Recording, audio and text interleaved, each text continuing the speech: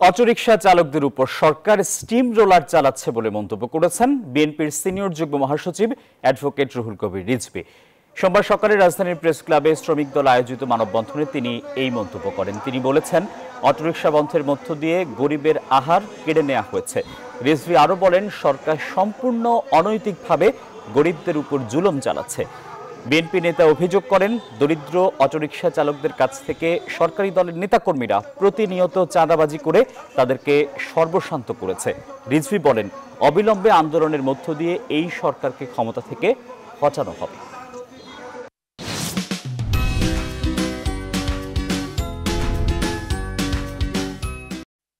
ওবায়দুল কাদের কি জানেন যে তারা যে পরিশ্রম করে, যে তারা যে রিক্সা চালায়, তারা যে ব্যাটারি চালিত যান চালায়, সেই টাকা দিয়ে, সেই উপার্জন দিয়ে তার সন্তানকে স্কুলে পাঠাতে পারে কিনা? গরিবের আহার কেড়ে নিয়ে, গরিবের ভাত কেড়ে নিয়ে আপনি রাজত্ব করবেন, আপনারা স্বর্গে বসবাস করবেন। ওই স্বর্গ থেকে আপনাদের বিদায় নিতেই হবে।